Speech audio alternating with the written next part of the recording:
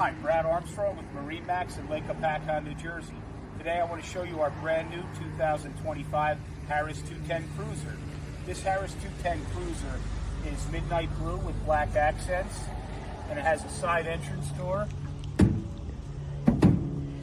a black bimini top with black canvas, and it comes with 3 pontoons. It's a tri-tune. It has a 27 middle and 25 on the outside.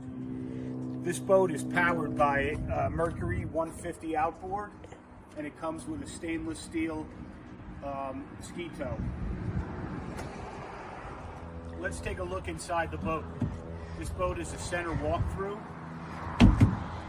with tungsten color seating, and it has a Hilux back helm seat, power tilt steering wheel, JL audio head with 6 Clarion speakers, Simrad navigation system, in-floor storage, and front seating with a front entrance and exit.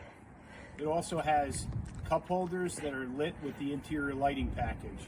Come see me, Brad Armstrong, at MarineMax in Lake Hopatcong, New Jersey.